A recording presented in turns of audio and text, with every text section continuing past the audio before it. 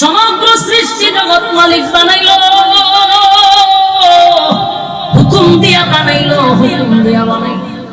6 দিনে সব কমপ্লিট করলো মানুষ তোরে, কিন্তু আল্লাহ হুকুম দিয়া বানায় নাই। আল্লাহ তোরে 10টা মাস 10 দিন লাগাইয়া বানাইছে, কুদরতি হাত তোর মাথায় লাগাইছে। এত মহব্বত আর এত ভালোবাসা বান্দা তোরে বানাইছি। বানানোর পরে আবার স্বীকৃতি দিয়েছি 4টা, কসম করছি 4টা। 3 ফলের কসম করলাম আমি আল্লাহ, জাইতুনের কসম করলাম আমি, তোর পাহাড়ের কসম করলাম, মক্কা নগরীর কসম করলাম। লাকাদ খালাকনাল ইনসানা ফি আহসানি তাকওয়িম। 4 কসম করে বলছি, মানুষের চেয়ে সুন্দর আমি আল্লাহ কাউরে বানাই নাই। তাহলে তোর এত সম্মান আর মর্যাদা দিয়া বানাইলাম, 2টা শর্ত দিলাম, 2 শর্ত তুই মানলি না। তুই কি মনে করছ আমি আল্লাহ তোর ছেড়ে দিই? কথা হয় না, আমি তোরে ছাড়তাম? আমি আগুন দিয়া তোরে জ্বালাবো আর পোড়াবো। কথা হয় না? দি লাবিসিনা ফিহা আহকামা, যুগের পর যুগ সেখানে থাকবি। লা ইয়াযুকুনা ফিহা বারদান ওয়ালা শারাবা, একটা ফোঁটা পানি পর্যন্ত ঠান্ডা পাবি না। জাহান্নামের আগুনে গলা শুকিয়ে যাবে গো, কলিজাটা পুড়ে ছাই হয়ে যাবে। পানি পানি পানি পানি বলে চিৎকার করবে, কিন্তু এক ফোঁটা পানিও তোদের মুখে দেওয়া হবে না। কি মনে করছ? এরপর আল্লাহ বলেন, লা ইয়াযুকুনা ফিহা বারদান ওয়ালা শারাবা ইল্লা হামিমান ওয়া গাসসাকা। দিমু এমন পানি দিমু, সেই পানি খাওয়ার পরে আর জীবনে ভালো যেতে না। জনমের পানি খাওয়াই দেব, রক্ত আর পুষ টকবড়ে টকবগে জাহান্নামের গরম পানি গলায় ঢেলে দেওয়া হবে। এত গরম, ভিতরের নারী বুড়ি যা আছে গো সব গলে গলে গলে গলে জাহান্নামের আগুনের গরমে পেটের নারী বুড়ি গলে পায়খানার রাস্তায় বাহির হয়ে যাবে। তখন মানুষ শিক্ষার দিব,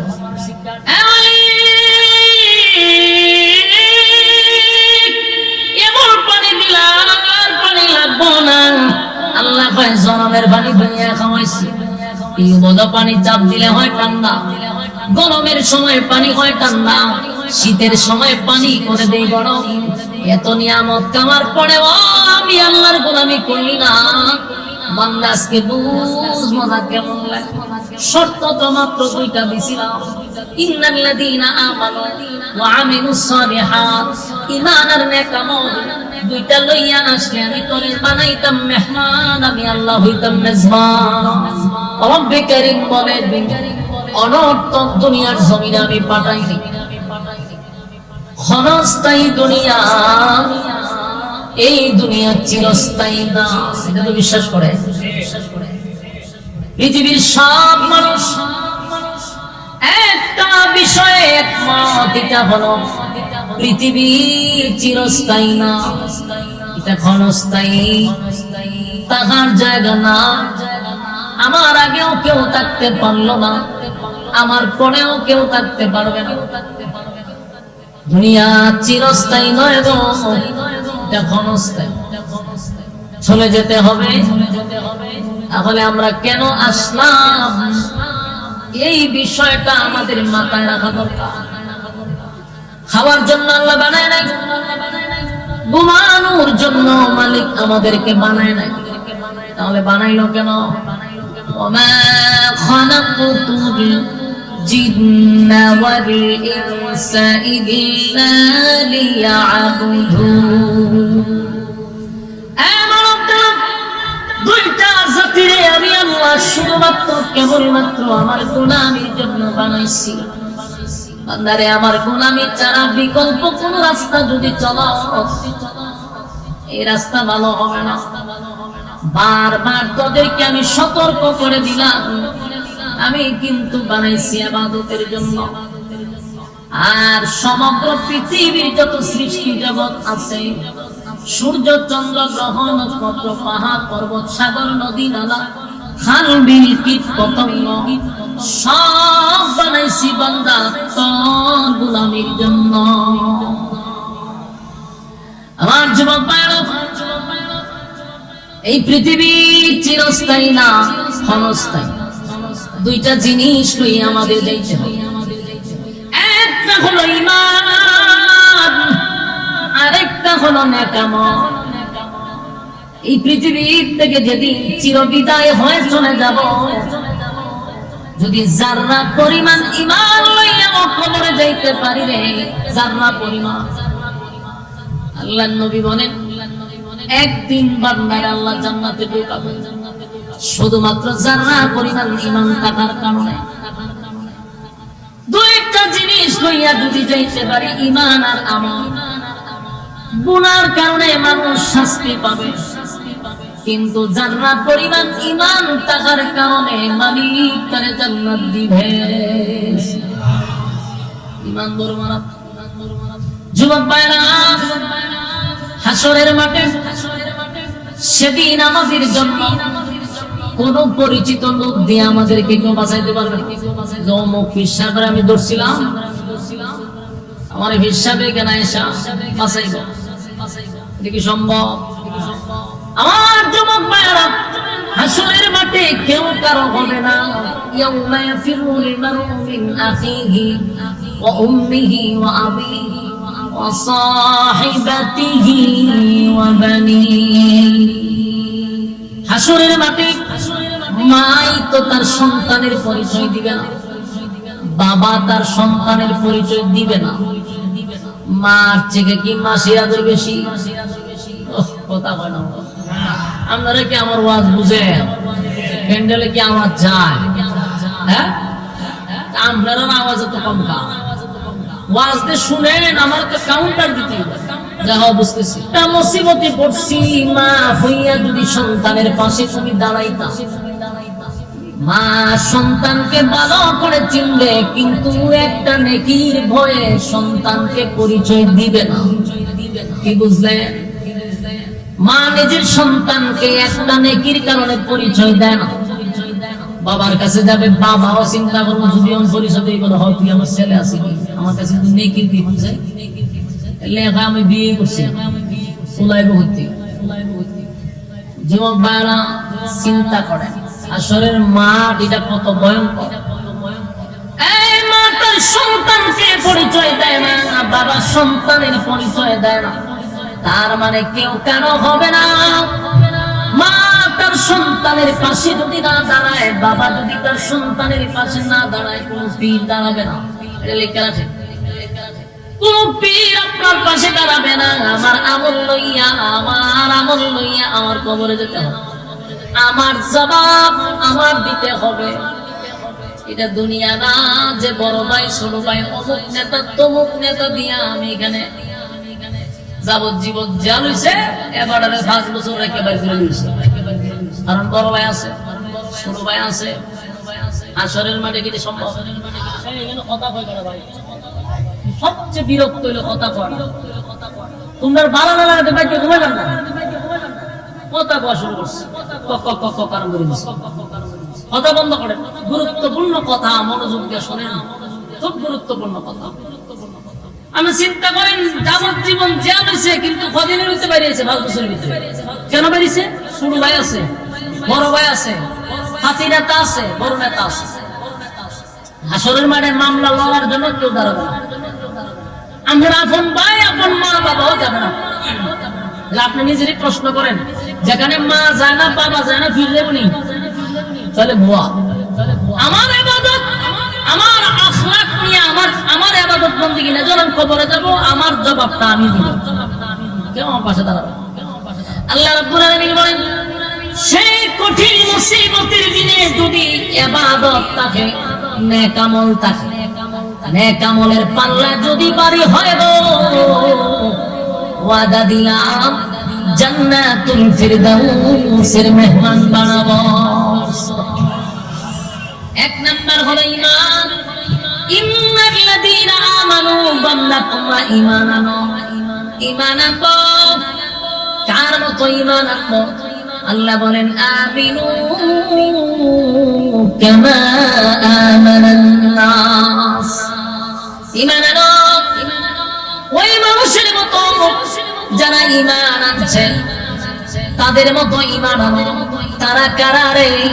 সাহাবায়ে কেরাম। সাহাবায়ে কেরামদের মতো তোমরা ঈমান আনো। যারা ঈমান আনছে ঈমানের বিনিময়ে জীবন দিছে, ঈমান দেয় না। ঈমানের জন্য জীবন দিল, ঈমান দেয় না। তাই প্রত্যেকটা মানুষ যাদেরকে নিজেরা ঈমানদার দাবি করব, লেখা রাখেন আল্লাহ ঈমানের পরীক্ষা নিবে। কথা হয় না? ঈমানের পরীক্ষা নিবে গো। ঈমানের পরীক্ষা ছাড়া কোনো মানুষ আপনারা পাস করতে পারবেন না। পরীক্ষা হবে, এটা নিশ্চিত। যেই মানুষগুলারে আল্লাহ দুনিয়ায় জান্নাতের সার্টিফিকেট দিল তারা পরীক্ষা দিছে না বিনা পরীক্ষা? তুমি আর আমিও ঈমানদার দাবি করব আর পরীক্ষা হবে না, এটা সম্ভব না। আল্লাহ কাউরে গরিব বানায় পরীক্ষা করবে, গরিব বানাইয়া পরীক্ষা করবে। বুঝে নিতে হবে গরিব হওয়াটাই আমার সাবজেক্ট, এটাই আমার পরীক্ষা, এই সাবজেক্টে আমাকে পাস করতে হবে।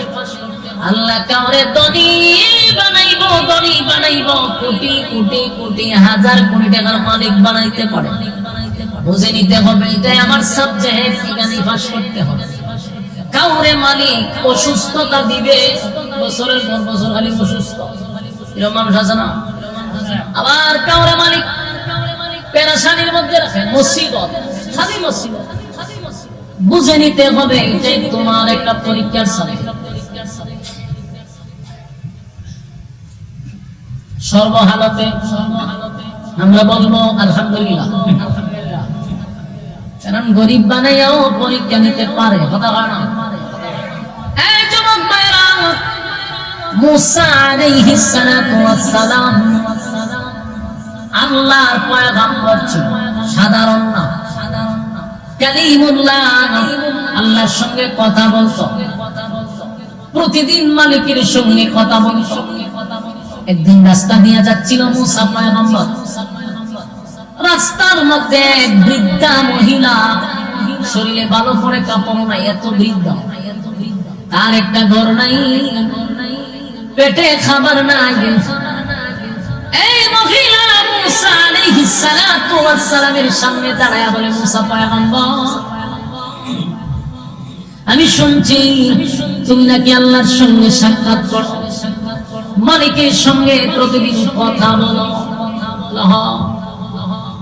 মুসা রে, আমি দাঁড়ায় আছি তোমার সাক্ষাতের জন্য।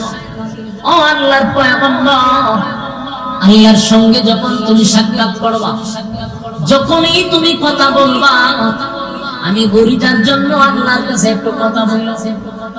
আমার মালিককে বলবা, আমার মালিক কেন আমার এত গরিব বানাইলো, এত গরিব বানাইলো?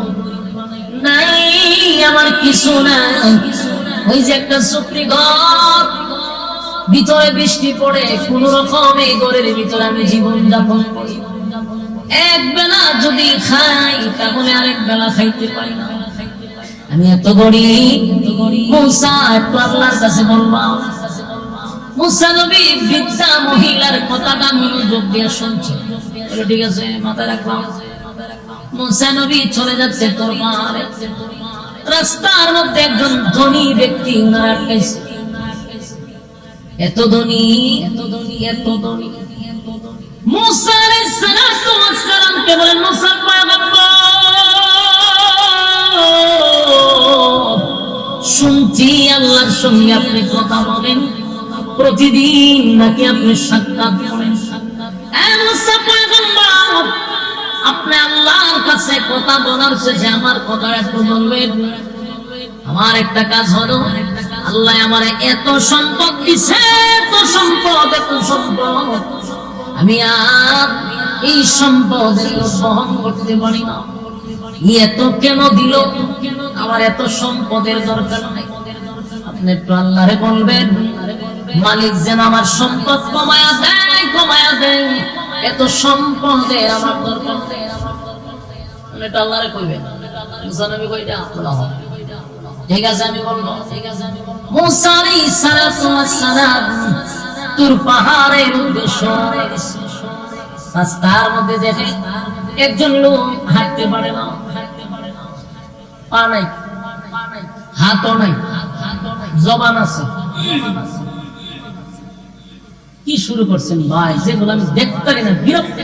আমরা ওয়াজের মাঝখানে বামার ঢুকাইতেছে, বুড়াগার আসেনি আরো কুলো এক না করে আপনারা যেটি ওয়াজ শুনবো বাড়িতে ঘুমাইতেছে। আর বাচ্চা কাচ্চা একটা মাথার দেখো বাদ দেখিয়া যে ওয়াজ শুনবে হ্যাঁ বাড়ি ঘুমায়। আর যত বুড়াগার আছে সব পাড়ায় তখন ঠিক করলে কি আমলবো আইনা তো বোন একবার আমার সামনে যাতে বামাটা ঢুকাইতে পারে। এরাতে ছোট মানুষেরা কি আমরা আমার মতো বুঝে এরা কথা কইবো, এটা সব ছোট মানুষ। কিন্তু যারা বুঝদার এরা এখানে বসানো ঠিক আছে। আল্লাহর রাস্তায় বিরক্ত করেন না ভাই, একটা ধ্যানে ওয়াজ করলাম মাঝখানে দিন কথা বলে 12টা বাজে, এগুলা তো ঠিক না। কথা বলেন না, কথা বলেন, কথা বলে একটু মনোযোগ দিয়ে শুনে। কত মাঠ খাইছে কে? গরিব, এরপরে ধনী, এখন প্রতিবন্ধী, পা নাই, হাতও নাই, শুধু কথা বলতে পারে।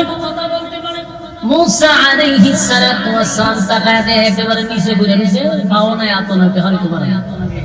নিস্তিকায় কয় মুসা পয়গম্বর, আপনি আল্লাহর পয়গম্বর জানি, আপনি নাকি আল্লাহর সঙ্গে কথা বলেন। বড় আশা লইয়া সারাটা দিন আপনার অপেক্ষায় আমি এখানে দাঁড়ায় শুয়ে আছি।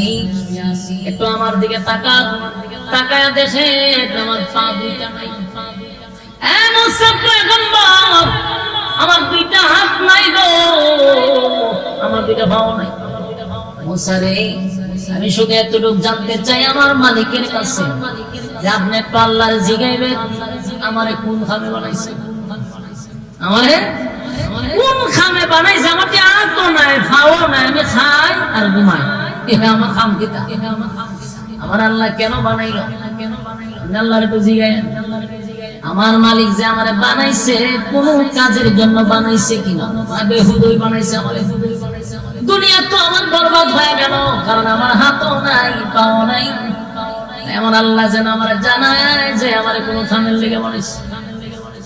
কেউ ব্যক্তির অভিযোগ লইয়া মুসা পয়গম্বর চলে গেল তুর পাহাড়ে, আল্লাহর সঙ্গে কথা বলতে লাগলো।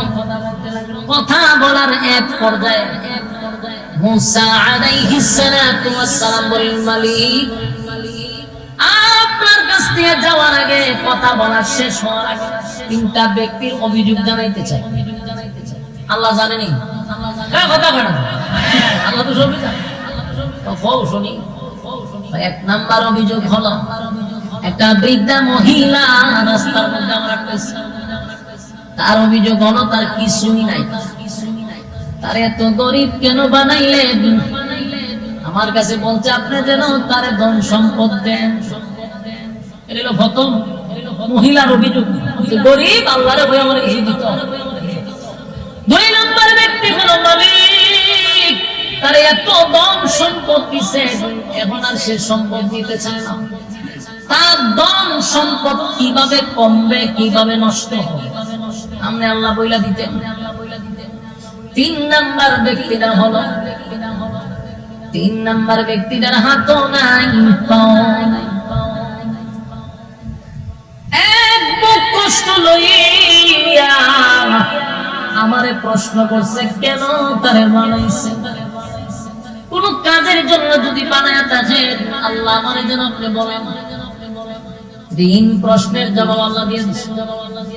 মুসা আলাইহিস সালাতু ওয়াস সালাম আবার রওনা দিছে, যাওয়ার সময় রওনা দিছে। প্রথম ব্যক্তি আটকেছে, প্রথম ব্যক্তি হলো ওই বুড়ি মেয়ে আটকেছে। বুড়ি হয় ঘটনা কি? তা কথাটা তো হয়েছে নি বলা হয়েছে, তখন সিদ্ধান্ত কি হয়েছে? মুসা আলাইহিস সালাতু ওয়াস সালাম বলেন, বুড়িমা আপনার এই হালত আমি আল্লাহর কাছে বলছি, মালিক আপনাকে যে সাজেশন দিছে এটা মাইনা চললে আপনার ধন সম্পদ বেড়ে যাবে। ভাই আল্লাহ কি বলছে? আল্লাহ বলছে আপনি বেশি বেশি বেশি মালিকের শুকরিয়া আদায় করতেন। আপনারা বাড়িতে সুবহানাল্লাহ হবে। আচ্ছা আপনারা কি বামনবাড়ির মানুষ নাই কেন ওগল বইতল কোন শিখাইছে?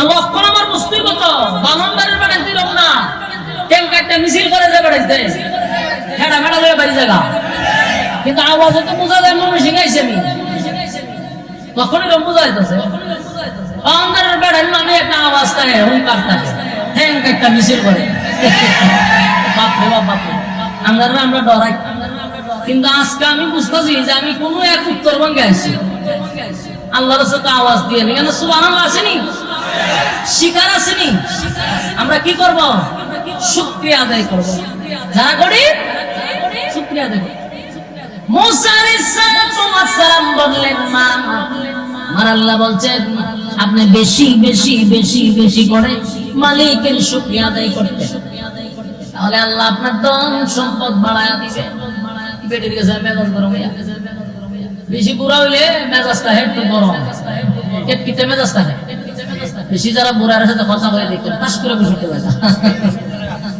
বালা কথা তো সেটা যায় তুই মহিলা তোর পয়সা আমি বেশি বেশি করে শুকরিয়া দেয় ফিরে নেই বেটি গেছে হয় মিয়া শুকরিয়া আদায় করতাম আমি কিতা দিছ আমারে আমি কিতাব দিয়ে শুকরিয়া আদায় করতাম দিলেন না করতাম আমার কিতা আছে আমি শুকরিয়া আদায় করতাম বেটি এমন সেটা সেচ্ছে আমারে দেই নাই কিচ্ছু আবার হয় বলে আমি কোনো শুকরিয়া আদায় করতাম যখন সেটা সেটি শুরু করছে কিচ্ছু দিছে না ছায়া দেহে বেটি যেটা জুফরি কর আসি যে বাতাসে উড়াই লেগেছে ওনার থাকবো ইটাতে থাকতো কিন্তু বাতাসে উড়াই লেগেছে যা আছে এটাও শেষ যেটা গেছে গা হন বোঝা যায় এটার কদর আসেনি থাকলে জিনিসের কদর নাই গেলে গা এটার কদর বাড়ে না আগে গেলে ঘুমাইতো হন তো ঘুমো নাই বেটি যদি শুকরিয়া আদায় করতে আল্লাহ বাড়াই দিত ভয় আমার কিচ্ছু দিছে না আমি শুকরিয়া আদায় করতাম না আল্লাহ হতেন দিছি না যখন দুধ ওটা লয়ে যাই বাতাসে দিছে উড়াই হয়েছে মহিলা শুকরিয়া আদায় করতে না দিল মুসা আলাইহিস সালাম এই কথা বললা সামনের দিকে রওনা দিছে ধনী ব্যক্তি আটকাইছে আল্লাহর পয়গম্বর আমি আপনার অপেক্ষায় অপেক্ষায় এতক্ষণ ধরে এখানে দাঁড়ায় আছি কখন আসবেন আর কখন জানাবেন বলে আমি আপনারে বলছিলাম যে আমার ধন সম্পদ বেশি এত বেশি এত বেশি এত বেশি এত বেশি কোন কাজ করলে পরে আমার ধন সম্পদ কমে যাবে সেটা আপনি আমাকে একটু জানায়া দেওয়ার জন্য মুসা আলাইহিস সালাম বলেন আল্লাহ বলছেন তুমি আল্লাহর নিয়ামতের শুকরিয়া আদায় করো না শুকরিয়া আদায় করা বন্ধ করে দাও তুমি আল্লাহর শুকরিয়া আদায় করাটা বন্ধ করে দাও যদি মালিকের শুকরিয়া আদায় না করো তাহলে তোমার ধন সম্পদ কমে যাবে এবার ধনী ব্যক্তি বলেন এটাই যদি হয় তাহলে কেমনে সম্ভব যেই মালিক আমার হিরো জিরো থেকে হিরো বানাইছে আমার মালিক আমার জিরো থেকে হিরো বানাইলো আমার ছিলই না কিছু আমার মালিক আমার এত ধন সম্পদের মালিক বানাইলো এখন বুঝি আমার মালিকের প্রশংসা বাদ দিয়া দিব এটা তো সম্ভব না আমার যদি তামাম পৃথিবীও হয়ে যায় আমি আল্লাহর শুকরিয়া আদায় করা বন্ধ করব না বন্ধ হয় না ধন সম্পদ গেলে বাড়ে এই জন্য বেশি বেশি বেশি বেশি করে আল্লাহর শুকরিয়া আদায় করা কথা হয় না لئن شكرتم لأزيدنكم ولئن كفرتم إن عذابي لشديد তোমরা যদি আমার নিয়ামতের শুকরিয়া আদায় করো বাড়ায়া দিব আর যদি শুকরিয়া আদায় না করো আযাব দিব আমরা কোনটা করব সর্ব হালতে আমরা বলবো আলহামদুলিল্লাহ কথা বলো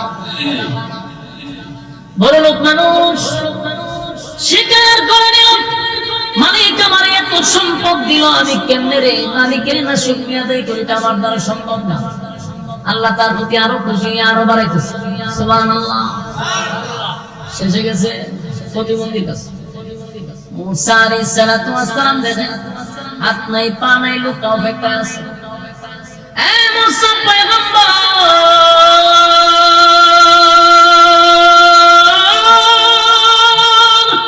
সারাটা দিন আপনার জন্য অপেক্ষায় ছিলাম আমার পাওয়া নাই আমার হাতও নাই আপনার অপেক্ষায় ছিলাম শুধু এতটুকু জানার জন্য আমার একটা আফসোস, আমার মালিক আমারে কেন বানাইলো, কেন বানাইলো, কেন বানাইলো এটা জানার জন্য আমারে বানাইতে গিয়ে মালিক হাত দেয় না, আমার মালিক আমারে পাও দেয় না। বলুন মুসা পয়গম্বর, আমার আল্লাহ আপনারে কি বলছে? মুসা পয়গম্বর বলেন, শুনো, আমার আল্লাহরে তোমার ব্যাপারে জিজ্ঞাসা করছিলাম। মালিক বলছে জাহান্নামের ভিতরে একটা ছোট্ট গর্ত আছে, এই গর্তটা তোমার শরীরে সমান, গর্ত আর তোমার শরীরটা সমান, ওই জায়গাটা থাকবার লেগে আল্লাহ তোমার বানাইছে। সুবহানাল্লাহ। জাহান্নামের ভিতরে আল্লাহ ডুবাইব। সুবহানাল্লাহ। পুরানো কুন্ডা লাগাইতো এটাও জানেন, মিলে নিল একটা যে হামদি লাগে, চিন্তা করে দেখছেন যে হামদি লাগাইলাম। মুসা আলাইহিস সালাতু ওয়াস সালাম কইও তোমার তো এমন এক জায়গা লাগে বানাইছে যে জাহান্নামের ভিতরে ছোট্ট গর্ত আছে, এইটার বডিটা তোমার সমান হবে। আল্লাহ চিন্তা করতো যে এইটাতে তোমার ঢোকাই দিব।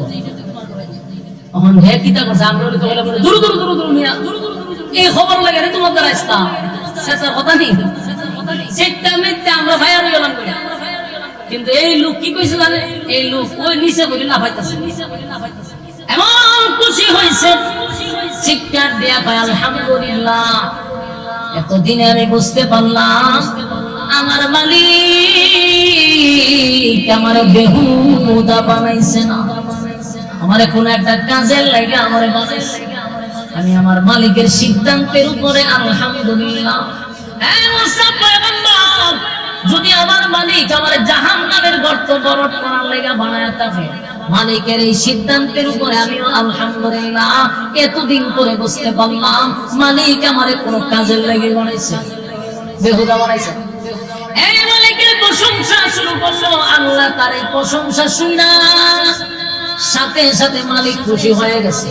আল্লাহ তারে পূর্ণ সুস্থতা দান করছে। জোরে জোরে কোন সুবহানাল্লাহ। আমার যুবক ভাইরা, এখান থেকে আমার আপনার শিকার দরকার আছে। আল্লাহ কাউরে গরিব বানাবে পরীক্ষা করবে, কাউরে ধনী বানাবে পরীক্ষা করবে, কাউরে মুসিবত দিবে পরীক্ষা করবে। কথা হয় না? যেন আল্লাহ বলে আমিনু কামা আমানান নাস, তোমরা ঈমান আনো তাদের মতো। কারা কারা? আমিনু কামা আমানান নাস, ওই মানুষের মতো তোমরা ঈমান আনো। ওই মানুষ বলতে আব্দুল্লাহ বিন তামের, উনিও হতে পারে, আসিয়াও হতে পারে, সাহাবায়ে কেরামদের মতো মানুষ হতে পারে, কারণ তারা ঈমানের পরীক্ষায় উত্তীর্ণ হয়েছে রে। এই জন্য তাদের ব্যাপারে আল্লাহ নিজে সুসংবাদ জানায়া দিছে, ওরা জান্নাতি। দুনিয়ায় জান্নাত দিছে, ঈমানের পরীক্ষা দিছে। আমাদেরও ঈমানের পরীক্ষা দিতে হবে। কথা মানে না? যুবক ভাইরা, ঈমান কারে কয় গো? ঈমান কারে কয়? আল্লাহর হাবিব সাহাবায়ে কেরামদেরকে নিয়ে এক জায়গায় বৈশা গল্প করতেছে। মক্কার এক সাইড থেকে প্রায় কিছু সংখ্যক লোক নবীর সামনে গিয়ে দাঁড়াইছে। দাঁড়ায় বলে, হুজুর, দূর বহু দূর থেকে আমরা আসছি, আমরা এমন একটা সাইড থেকে আসছি যেখানে কালেমার দাওয়াত পৌঁছায় না। আমরা যা কালেমা পড়ছি গো, কালেমা পড়ছি, কিন্তু আমাদেরকে তালিম দেওয়া হয় না। তালিমের জন্য কিছু সাহাবীদেরকে দেন, যারা আমাদেরকে দ্বীন শিখাবে, ইসলাম শিখাবে। হ্যাঁ, ভালো করে বোঝার চেষ্টা করেন, কথা শুনেন মনোযোগ দিয়ে। এই ঘটনাগুলো মনোযোগ দিয়ে শুনেন। কোথা থেকে আসছে? দূর, বহু দূর থেকে, প্রায় 10-12 জন লোক আসছে রাসূলের কাছে, যে আমরা যে জায়গা থেকে আসছি হুজুর, এখানে মাদ্রাসা নাই, বলতে দ্বীনি শিক্ষা নাই, তো আমরা শিখবো কোথা থেকে? আমরা কিছু সাহাবী দেন, এরা আমরা দ্বীন শিখাইবো, ইসলাম শিখাইবো। আল্লাহ রাসূল বলেন কথা তো ঠিক। রাসূল বলেন ঠিক আছে, তোমরা কতজন নিবা? বলে 10 জন সাহাবী। 10 জন সাহাবী বাচ্চা, এই লোকগুলা 10 জন সাহাবী নিয়ে রওনা দিছে। রাস্তা যাওয়ার পরে এই যারা 10 জন লোক আনছে, এই লোকগুলা এই 10 জন লোককে রাস্তায় নিয়ে ঘেরাও করে দিছে। তার মানে কি বুঝলেন? যারা গেছে সাহাবীদেরকে আনার জন্য, এরা কি মুসলমান ছিল? মুনাফিক। এরা মুসলমানের বেশ ধরে, মুসলমানের লেবাস কইরা এরা গেছে রাসূলের কাছে মুখানা। কিন্তু রাস্তার মধ্যে এসে এরা দেখে সাহাবায়ে কেরাম ঘোরাতে বসা ছিল, দেখে তো কত খারাপ, যারা আনছে এরার কাছ থেকে আবার চতুর্দিকে লোক এসে চতুর্দিকে এরা ঘেরা বসেছে। বোঝা গেল এরা নবীর কাছে গিয়ে যে অভিনয়টা করছে, মূলত তারা মুসলমান ছিল না, তারা মুসলমানের দুশমন ছিল। লেবাসের আড়ালে সাহাবীদের দুশমন নবীর দুশমন হয়ে গেছে। ওই সাহাবীদের মধ্যে 10 জন ছিল, এর মধ্যে এরা গুড়ার উপরে 7 জন মেরে গেছে। নাউজুবিল্লাহ বলে 7 জনকে তারা তীর নিক্ষেপ করে 7 জন শাহাদাত বরণ করেছে। উঠে এই গুড়ার উপরে রয়েছে 3 জন, এই 3 জনকে ধইরাই না তারা এক জায়গায় আছে। সাহাবায়ে কেরাম বলল, তোমরা আমাদের সাথে এমন গাদ্দারিটা কেন করলে? আমাদের 7টা ভাইরে তোমরা শহীদ করে দিলা, তোমরা না বললা যে তোমাদেরকে আমরা দিন শিখানোর জন্য রাসূলের কাছে বইলা আমাদেরকে আনছো, আইনা আমাদের রাস্তার মধ্যে তোমরা হত্যা করলা, এমন গাদ্দারি তোমরা কেন করলে? আমরা বদরের যুদ্ধে প্রতিশোধ নিয়েছি, বদরের যুদ্ধে তোমরা আমাদের রাক্ষসদেরকে হত্যা করছো, তাই সেটার প্রতিশোধ নেওয়ার জন্য আমরা কৌশলে তোমাদেরকে তোমার নবীর কাছ থেকে নিয়ে আইনা রাস্তায় তোমাদেরকে হত্যা করে প্রতিশোধ দিয়েছি। এদের মধ্যে 2-3 জন হয়েছে না, সাহাবীরা বলা শুরু করলো, তোরা কাপুরুষ, তোরা কাপুরুষ যদি না হতি তাহলে রাস্তার মধ্যে না মারার তখন ব্যানার নিয়ে যুদ্ধ কর আমাদের সাথে। এই কথা বলার কারণে বাকি 2 জন হত্যা করছে। আর রয়েছে কজন? আর একজন মেরে লিছে, আরো প্রায় 9 জন মেরে লিছে। কত বড় মর্মান্তিক ঘটনা! আমি শুধু ইমানটা বুঝাইতে চাই, মনোযোগ দিয়ে মেরে নিল 9 জন, রয়েছে একজন। এই একজনের পিছন দিয়ে হাত বাঁধছে, বান্ধা জোর জবরদস্তি কইরা এক ঘরের ভিতরে বন্দী করে রেখেছে। ঘরের ভিতরে বন্দী করে রাখছে, খাওন দেয় না, পানি দেয় না। এমন অবস্থা কদিন মাত্র বাসে, খাওয়ানো নাই, পানিও নাই, নির্মম ভাবে তাদেরকে ঘরের মধ্যে বন্দী করে রাখছে। এই সাহাবী এই ঘরের ভিতরে বন্দী, এই যে ঘরের ভিতরে বন্দী করে রাখছে, এই ঘরের পাশে আরেকটা ঘর ছিল, ওখানে একজন মহিলা ছিল।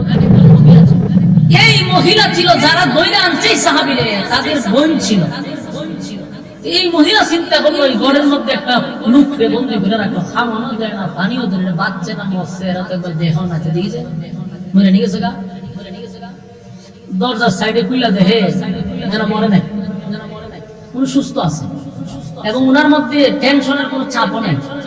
আছে না যে আমার বন্দী করে রাখছে, মানসিক একটা চাপ, কষ্ট, পেরেশানি, মেরে নিলা, এরকম কোনো চাপ নাই। তুই মহিলা তাকায় চিন্তা করতেছিস, এই লোকটা খাইলো কি? এতদিন ধরে যেটার ভিতরে রাখলাম, খাওয়ানো দিল না, মারবার লিখতে রাখছে, মরলো না, শরীরও বালা, চেহারার মধ্যে পেরেশানির কোনো চাপ নাই। কতক্ষণ তাকায় দেখে ওনার মাথার উপরে এমন কিছু ফল দেখা যায় যে ফলগুলা আরবে কোন সময় অতীতে দেখে নাই। সুবহানাল্লাহ আছে। এই মহিলা তা সুজিয়েছে, ঘর তো চতুর্দিকে বন্দী, ফল এনে দিল কেন? আর এই ফল তো অতীতে দেখিনি, এত দামি দামি ফল পাইলো। তখন উনি ওই মহিলা দরজার থেকে জিজ্ঞাসা করতেছে যে তোমার তো বন্দী করে রাখা হয়েছে ঘরের ভিতরে, বাহির দিয়ে তালা মারা, ঘরে ঢোকার কোন সিস্টেম নাই, আজকে কয়েকদিন যাবত তোমাকে এক ফোঁটা পানিও দেওয়া হয় না, তোমার এই ফলগুলা দিল কে? আর তুমি তো বাক্কাইলে খাইতেছ, বলো নাকি? তখন বললো, তোমার ভাইয়েরা যেই রবের উপরে ঈমান আনার কারণে আমাকে ঘরে বন্দী করে রাখছে, সেই রব আমাকে এতদিন দিলে খাওয়াইতেছে।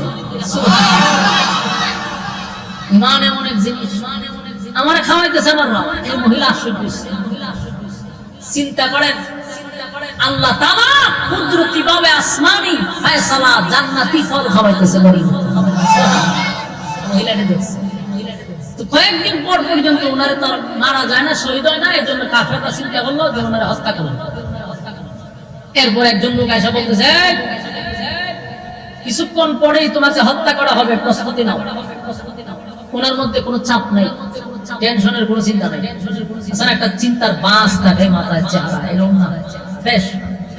ঘর থেকে ওনাকে বাহির করছে, বাহির করে ওনার সামনে নিয়ে দেখানো রাখছে, পিছনে একটা খাট, এরকম খাটের বড় একটা তক্তা রাখছে, এটার মধ্যে ওনার এইভাবে রাখছে, এই হাতের মধ্যে ফেরাক ঢুকাইছে, হাতে দিয়া ফেরাক ঢুকাই এইভাবে ওনার এইভাবে রাখছে। চিন্তা করে যে ঢুকাইবার আগে ওনার স্টেজে তুলবো হয় যে খাটের উপরে দাঁড় করাইছে, জিগা শেষ ইচ্ছা কি তোমার বলো? উনি বলেন আমার শেষ ইচ্ছা 2 রাকাত নামাজ। সুবহানাল্লাহ। নামাজে দাঁড়াইছে, নামাজ দাঁড়াইছে পড়ে সরকারে নামাজ শেষ করছে। কাফেররা যারা আপনারা বন্দী করছে এরা জিজ্ঞাসা করলো তোমার তো একটা সুযোগ আছে নামাজটা একটু লম্বা করা, এত শর্টকাট করলা কেন? উনি যে উত্তর দিছে যে আমি যদি নামাজ লম্বা করতাম, নামাজে যখন দাঁড়াইছি নামাজে স্বাদ পাইছি, খুব মজা পাইছি, এত মজা পাইছি নামাজ ছাড়তে মন চায় নাই, কিন্তু চিন্তা করছি আমি যদি নামাজ লম্বা করি আর তোরা যদি কওয়াজ বলে মুসলমানরা মরণকে ভয় পায়, এই জন্য নামাজে দেরি করতেছে। এই কথা যখন স্মরণ হয়েছে নামাজটা শর্টকাট করছে। সুবহানাল্লাহ। এই সাহাবীর নাম ছিল খুবাইব রাদিয়াল্লাহু তাআলা আনহু। উনি চোখের পানি ছেড়ে দিয়া বলেন আমি আমার মরণের জন্য তোদেরকে হাসতেও দিব না, তোরা যেন এই জিনিসটা চিন্তাও করতে পারোস না যে মুসলমানরা মরণের ভয়ে নামাজ লম্বা করছে, নামাজ শর্টকাট করছে। ওনারা যখন খাটের সঙ্গে দাঁড় করাইছে, 2 হাতে ভালো করে পেরাক মারছে, পায়ে পেরাক মারছে, শরীরে পেরাক মারছে। যুবক ভাইরা আমার, একটা জীবন্ত মানুষের শরীরে যদি পেরাক মারা হয় কেমন কষ্ট হয় সেটাকে আপনার রোয়াজ করে কোন লাগবে? একটা মানুষের শরীরে কিভাবে পেরাক মারা শুরু করছে, 1টা 2টা নয়, অসংখ্য পেরাক ওনার শরীরে মারতে লাগলো, সারা শরীর দিয়ে রক্তক্ষরণ হচ্ছে। এক পর্যায়ে একজন বেঈমান এসে বলে খুবাইব, এই পর্যন্তই তোমাকে শাস্তি দিব, মৃত্যুদণ্ড দিব না, একটা শর্তে। বলে কি শর্ত? বলে তুমি গলা উঁচু করে শুধু তোমার নবী মুহাম্মদকে একটা গালি দিবা, নাউযুবিল্লাহ। আরবের একটা সিস্টেম হইল, রাগ উঠলে যদি একটা তুতু মারেন, কেউ তুতু মারলে আর রাগ আরো বেশি উঠে, মারাত্মক সেটা দেয়। আরবে দেখবেন সে খুব মারাত্মক, ঠাস করে গুসা উঠলে তুতু মেরে দেয়। খুবাইব রাদিয়াল্লাহু তাআলা যখন বলছে রাসূলকে গালি দিয়ে ছেড়ে দিলেন, উনি ঠাস করে তুতু মেরে দিয়েছে কাপড়ের মধ্যে।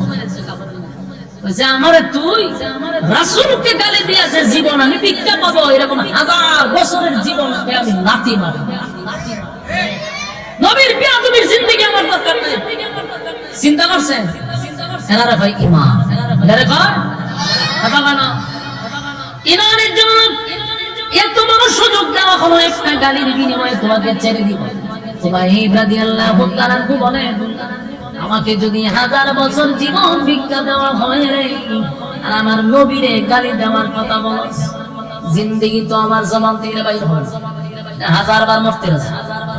খুবাইব রাদিয়াল্লাহু তাআলা বুকে তারা একে একে পেরাক মারতে মারতে মারতে দুনিয়া থেকে বিদায় করে দিয়েছে। অনেক ঈমান দেয় নাই, ঈমান দেয় নাই, জীবন দিয়ে দিয়েছে। যুবক ভাইরা, ওনার শহীদ হওয়ার পরে কিছুদিন পরে ওই যে মহিলা যে দেখছিল দৃশ্যটা, কাফেরের বোন, এই মহিলা গেছে রাসূলের দরবারে, গিয়ে সেখানে গিয়ে কালেমা পড়ে ঈমান আনছে।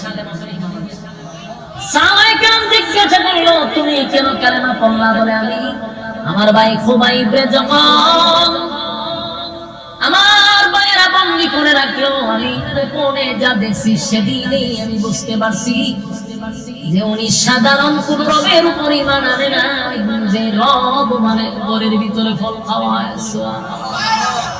এই মহিলা কালেমা পড়ে ঈমান আনছে।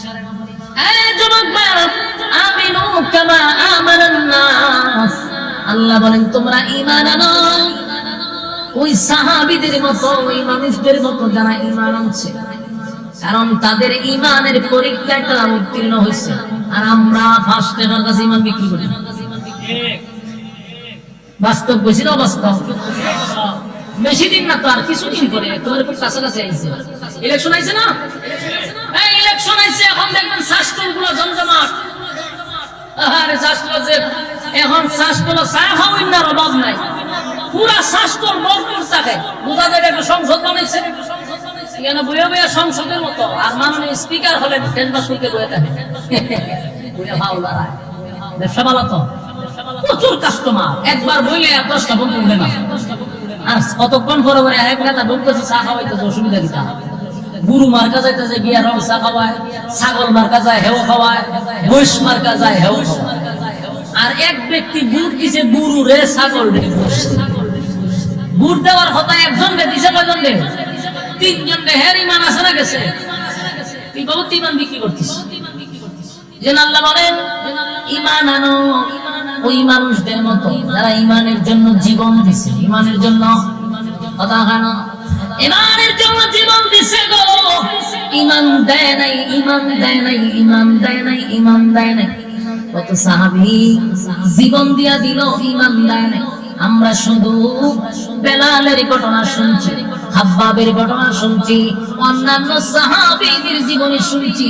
তারা বুঝি ইমান দিছে, তারা বুঝি ইমান দেয় নাই। এরাই বুঝি শুধু কষ্ট করছে না, শুধু তারা নয় রে, অসংখ্য অগণিত সাহাবী ইমানের পরীক্ষা দিছে, ইমানের পরীক্ষা দিছে। 13টা বছর মাক্কি জিন্দেগির 13টা বছর একসাটিয়া একতরফা শুধু মার দিছে, একসাটিয়া একতরফা খালি মার দিছে। আল্লাহর পক্ষ থেকে বলা হইল, হাবিব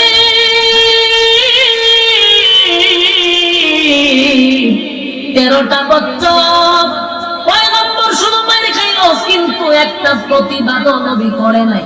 এমনকি প্রতিশোধ নেওয়ার জন্য হাতে অস্ত্র তুলে নেই। কেন জানেননি? আল্লাহ বলছেন আপনাকে ধৈর্য ধারণ করতে হবে। আপনি ধৈর্য ধরেন। নবীজি 13টা বছর শুধু নবী নয়, সাহাবায়ে কেরাম মেরে দিয়েছে। সাহাবায়ে কেরাম শুধু নয়, আমার নবীরে তারা মারছে। কথা হয় না? আমার নবীরেও মারছে গো। এত নির্যাতন করছে, এত নির্যাতন।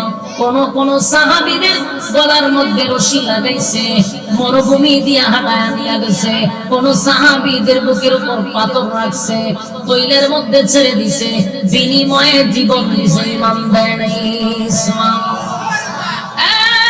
হাবিবে কিবরিয়া খানায় কাবার সামনে যখন সেজদা দিচ্ছিল, নবীজির পিঠের উপরে উটের নারী বুড়ি পর্যন্ত রেখে দিছে। যেই নবীর শরীরে কোনদিন একটা মশা মাছি বসতো না, সেই শরীরের মধ্যে উটের নারী বুড়ি রাখছে। সাদা থেকে মাথা মোবারক করতে পারে না।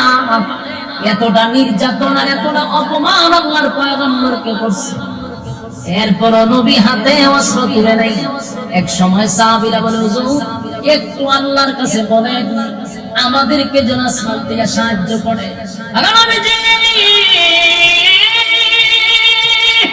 বরদাস্ত করতে পারি না গো, এত নির্যাতন, এত নির্যাতন। একটু আল্লাহর কাছে বলেন না মালিক যেন আসমান থেকে আমাদেরকে সাহায্য করে। নবীজি একেবারে নির্যাতনের স্টিমুলারটা আমাদের উপরে চাপায়া দিছে। আল্লাহর নবী বলেন, সাহাবীরা এই হালতে যদি, এই অবস্থায় দুনিয়া থেকে তোমরা বিদায় হয়ে যাও, আমি নবী ওয়াদা দিলাম আল্লাহর তৈরি জান্নাত তোমাদের জন্য ওয়াজিব হয়ে যাবে। কবরে যাও, আল্লাহ জান্নাতের মেহমান তোমাদেরকে বানায়া দিবে। এরকম বহু সাহাবীদেরকে নবী সান্ত্বনা দেয়, কিন্তু নির্যাতন বন্ধ হয় না। আম্মার রাদিয়াল্লাহু তাআলা নবীর একজন সাহাবী আম্মার, এই আম্মারকে আবু জাহিল বাইদা রাখছে। আম্মারের মা হলো সুমাইয়া রাদিয়াল্লাহু তাআলা আনহা। মা ছেলেকে এমন নির্যাতন করছে, ছেলের সামনে মারে উলঙ্গ করছে, শুধুমাত্র ইমানের জন্য। জান্নাতে যাওয়ার আগে,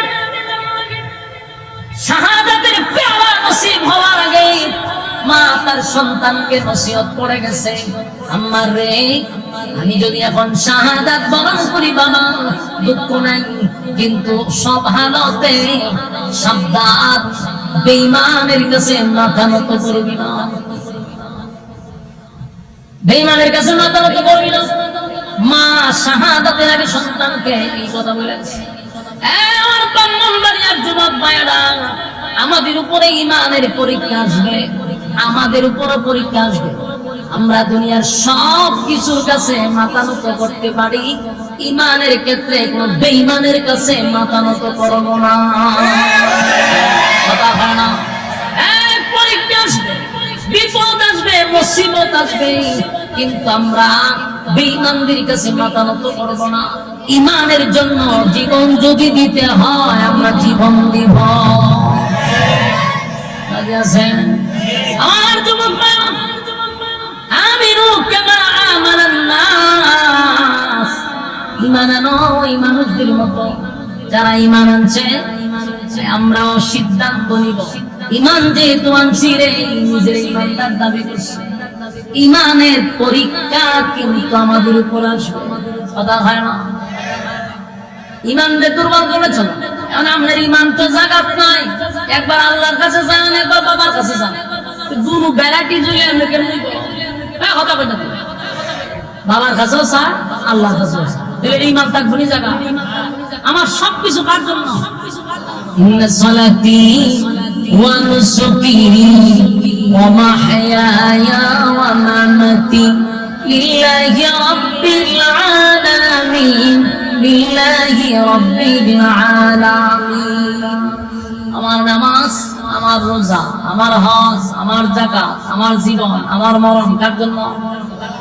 সবকিছু আমার সবকিছু আল্লাহর জন্য। আমার যদি কোনো কিছু চাইতে হয় কার কাছে চাইব?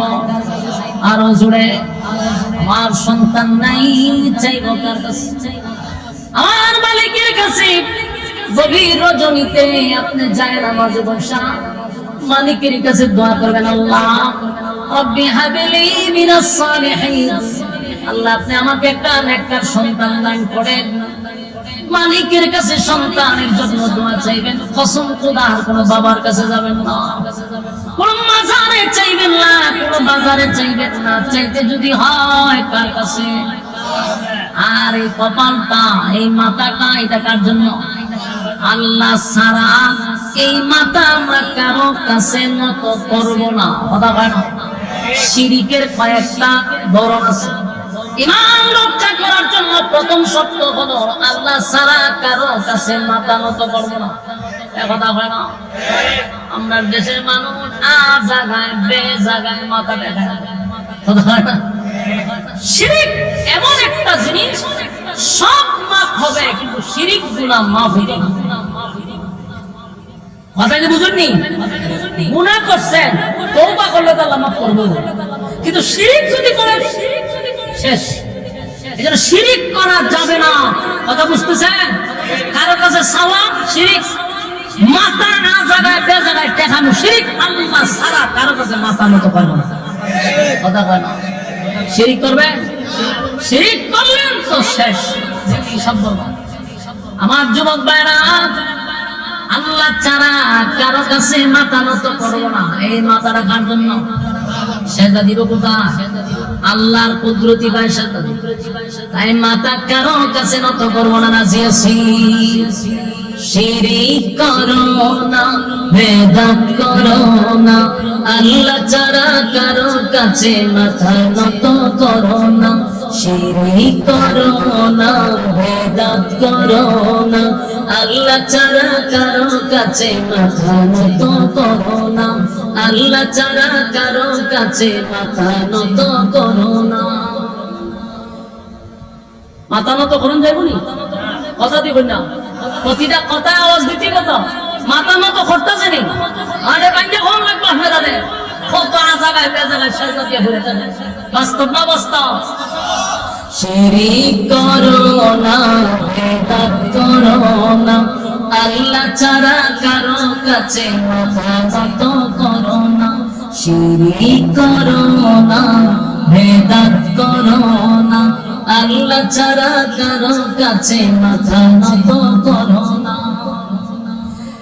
পীরের পায়ে ঘরের পীরের পূজা, ঘরের পূজা ইসলামেতে নাই।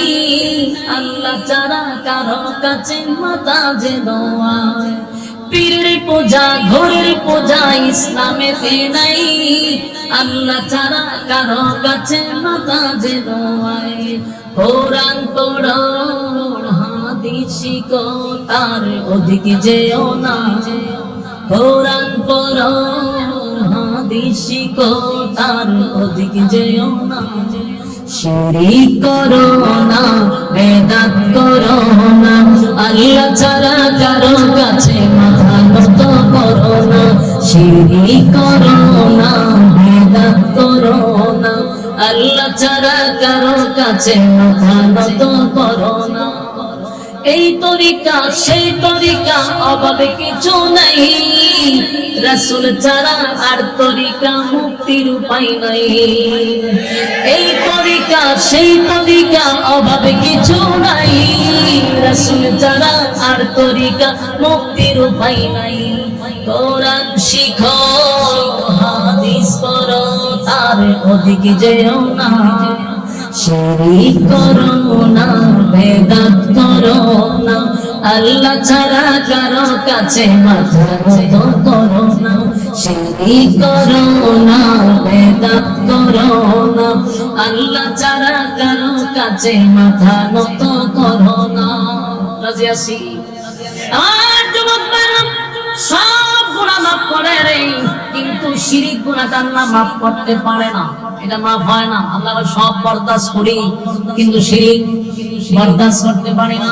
আমার যুবক ভাইরা, শেষ কথা বলো, আল্লাহ বলেন ইন্নাল্লাযীনা আমানু ওয়া আমিলুস সালিহাতি কানাত লাহুম জান্নাতুল ফিরদাউসি নুজুলা। দুইটা শর্তের বিনিময়ে আমি আল্লাহ তোমাদেরকে জান্নাত দিব।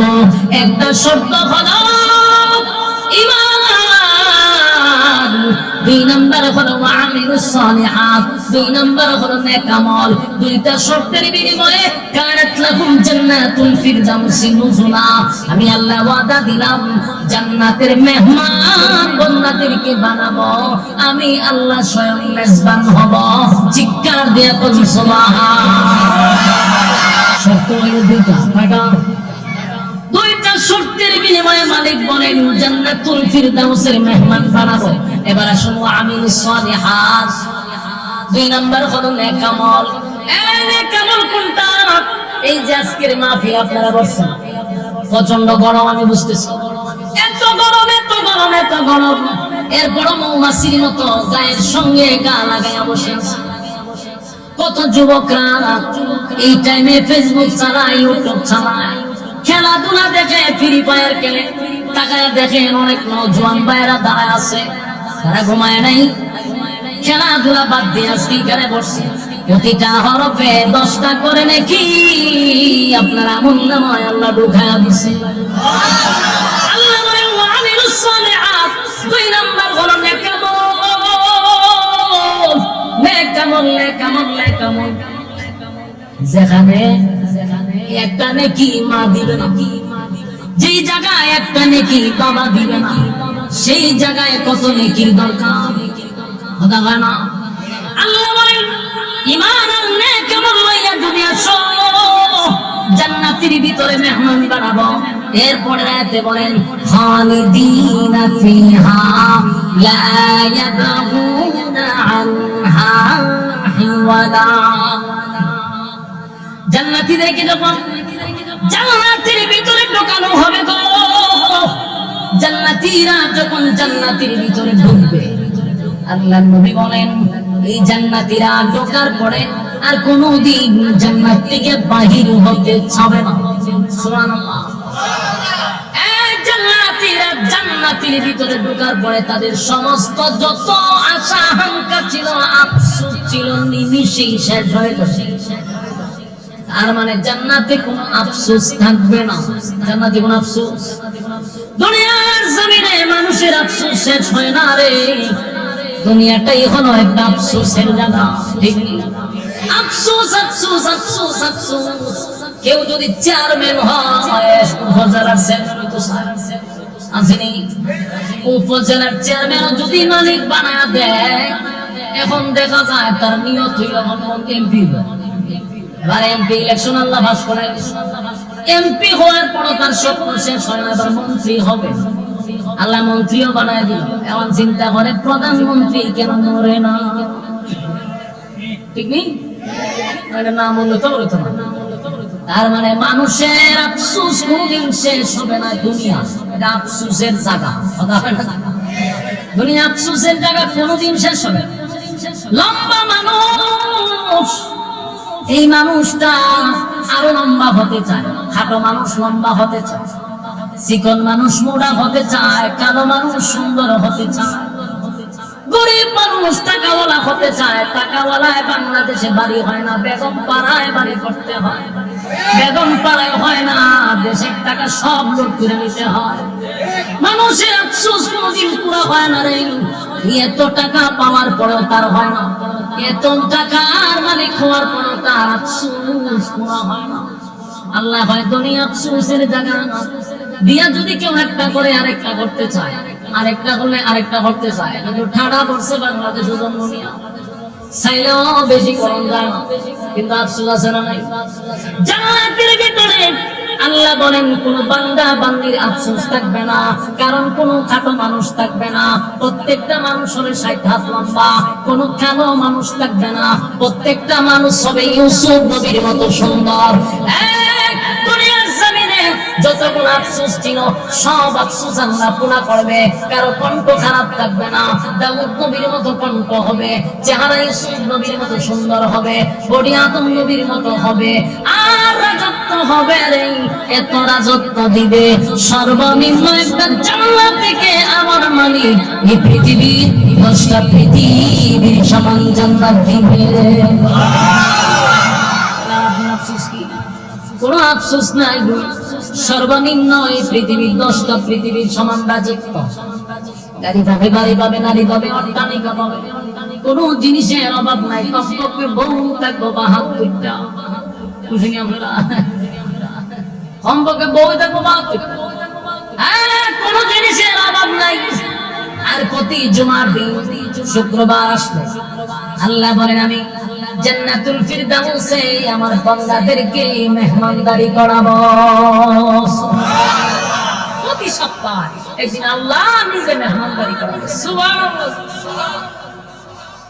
এজন্য বলেন খালিদিনা ফিহা লা ইয়াবগুনা আনহা হিওয়ালা।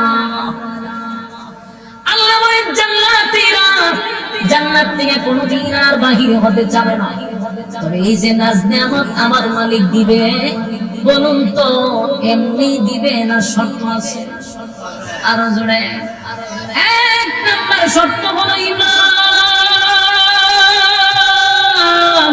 2 নাম্বার হলো নেকামল। নেকামল নেকামল ঈমান আর নেকামল লইয়া দিনে কবরে যাব। মালিক বলেন ওয়াদা দিলাম জান্নাত দান করব। আমার যুবক ভাইরা, শেষ কথাগুলি আমি আপনাদের কাছে বলে বয়ান শেষ করছি। জানি প্রচন্ড গরমে আপনারাও বিরক্ত হচ্ছেন। আর কয়েকটা মিনিট, এই যে 2টা শর্ত আল্লাহ দিল, ঈমান আর নেকামল, 2টা শর্তের বিনিময়ে চিরস্থায়ী একটা জান্নাত আল্লাহ আপনাদের দিয়া দিবে। এখন কি মনে করেন চিরস্থায়ী জান্নাতটা আল্লাহ দিবে 2টা শর্তের বিনিময়ে? এই 2টা শর্ত কি সাধারণ? আপনার কাছে মনে হইতেছে স্বাভাবিক? কারণ ঈমানের জন্য মানুষ জীবন দিচ্ছে, ঈমানের জন্য। এই জন্য রব্বুল কারীম বলেন আমিনু কামা আমানান নাস। কেন বললাম ঈমান আনো ওই মানুষদের মতো, আমরার মতো বলছে না, ওই মানুষদের মতো। তারা ঈমানের জন্য জীবন দিছে, নির্যাতন সহ্য করছে, কিন্তু ঈমান দেয় নাই। ঈমান দেয় নাই। আমাদেরকে 2টা শর্তের বিনিময়ে জান্নাত দিবে। এখন আপনি আমি বালিশের সঙ্গে একটু মাথা লাগায় চিন্তা করি, চিরস্থায়ী জান্নাত আল্লাহ দিবে, যেই জান্নাতে ঢুকে আর মরণ নাই, যেই জান্নাতে ঢুকে আর কোনো আফসোস নাই, অনন্তকাল সেই জান্নাত পাবো। এটাকে আল্লাহ আমাদের এমনি দিয়ে দিব না, বিনা শর্তে দিবে না। তাহলে আল্লাহ কেন বানাইলো? ওয়ামা খালাকতুল জিন্না ওয়াল ইনসা ইল্লা লিয়াবুদুন। বান্দা আমি মানব দানব 2টা জাতির বানাইলাম শুধুমাত্র কেবলমাত্র গোলামের জন্য। গোলামি যদি না করো, কয় আমি তোদেরকে ছেড়ে দিব না। মনে করছো আমি ছাইরা দিছি, আমি কাউরে ছাইরা দেই না। আল্লাহকে কাউরে ছাড়ছে? আপনারা কথা হইনা দি আমারে ছেড়ে দিছে, আমার উপরে গিয়ে জান বসেছে ছাড়ে নাই।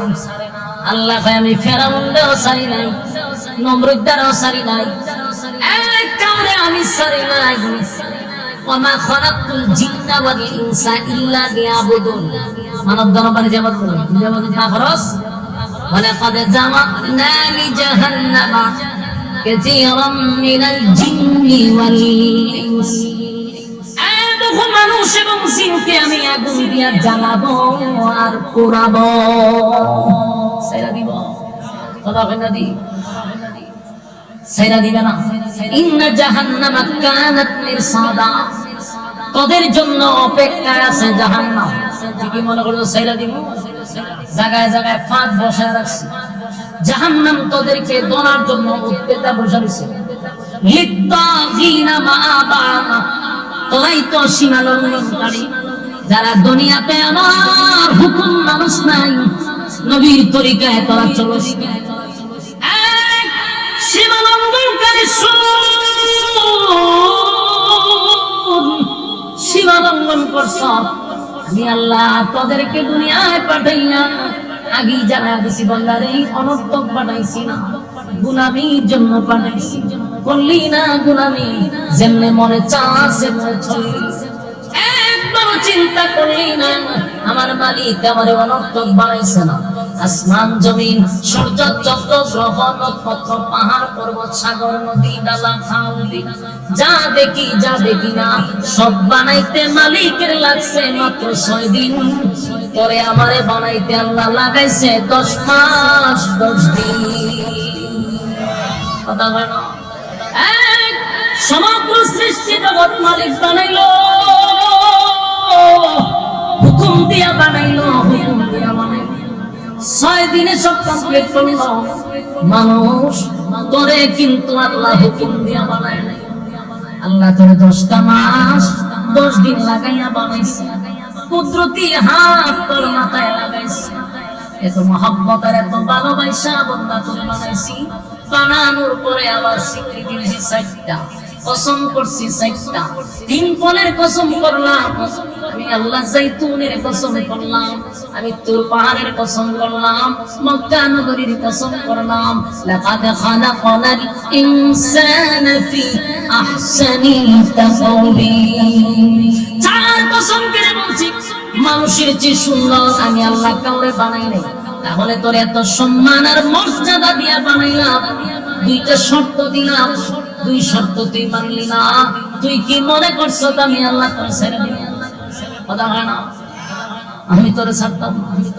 আমি আগুন দিয়া তোরে জ্বালাবো আর পোড়াবো।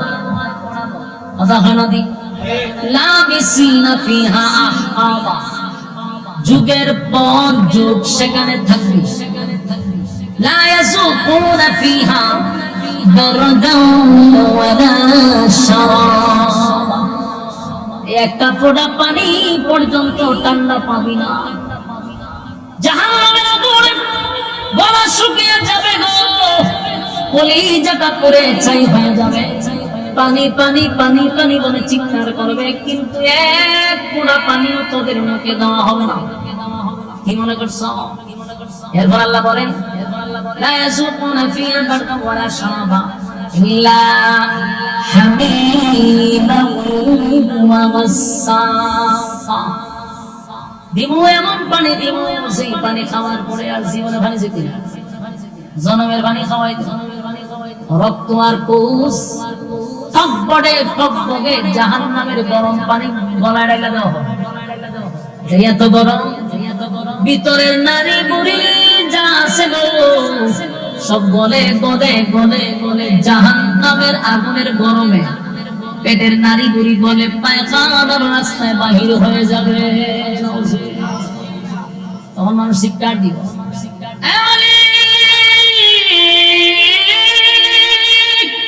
এমন পানি দিলাম পানি লাগবো না।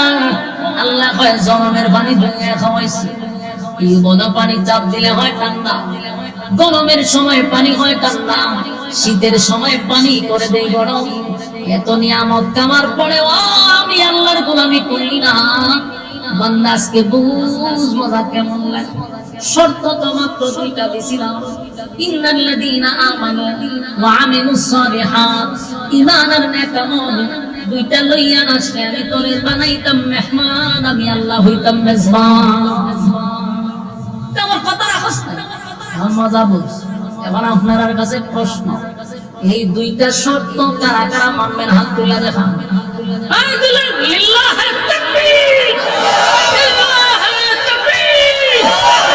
দুই শর্তে রাজি আছি তো ইনশাআল্লাহ? একটা ঈমান আর একটা নেক আমল।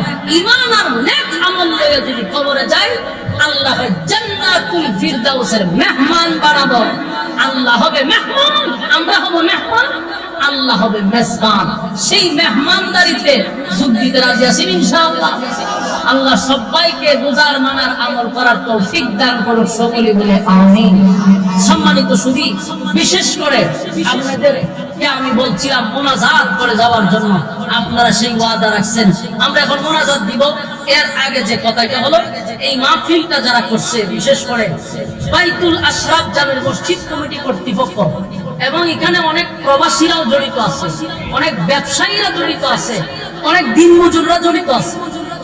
এই মাহফিলটা এলাকাবাসী মিলে, ব্যবসা বিশেষ করে ব্যবসায়ী বৃন্দদের উদ্যোগে এই মাহফিলটা, আমরা তাদের জন্য দোয়া করব। আল্লাহ তাআলা তাদের ব্যবসা বাণিজ্য খামাই রোজগারে বরকত দিত, এবং এই মাহফিলটা প্রত্যেক বছর হইতো, এটা আপনারা জানেন ইনশাআল্লাহ। আল্লাহ আপনাদের এই নেক নিয়তগুলো যেন সহি করে দেয়, আমিন।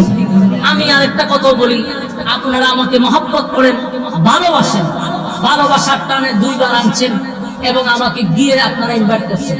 আমি আপনাদের কাছে একটা দোয়া চাই। দোয়াটা হলো, আমার একটা নিজস্ব প্রতিষ্ঠান আছে, এই প্রতিষ্ঠানটার জন্য আমি প্রত্যেক জায়গায় দোয়ার আগে আমি নিজেও দোয়া চাই। আপনারা আমার মাদ্রাসাটার জন্য দোয়া করবেন। আপনাদের এই ওয়াজ মাহফিল করে করে প্রায় 100% জায়গা নিয়েছে আমার ভাইরা দেখেছে, যারা গেছে তারা গেছে 100% অলরেডি জায়গা হয়ে গেছে। 3টা ভবন হয়েছে। এখন আমরা একটা মসজিদ করব, শুধু দোয়া করবেন আল্লাহ যেন সেই আশাটাও পূর্ণ করে। আর আমাদের মাদ্রাসার ছাত্র আলহামদুলিল্লাহ এবার এই 1 বছর 2 বছর হয়েছে মাদ্রাসা ক্লাস শুরু হয়েছে, 2 বছরে প্রায় 3-4 জায়গায় আমরা প্রতিযোগিতায় পাঠাইছি। প্রত্যেকটা ছাত্র 1st নাম্বার 2nd নাম্বার নিয়ে আসছে আলহামদুলিল্লাহ।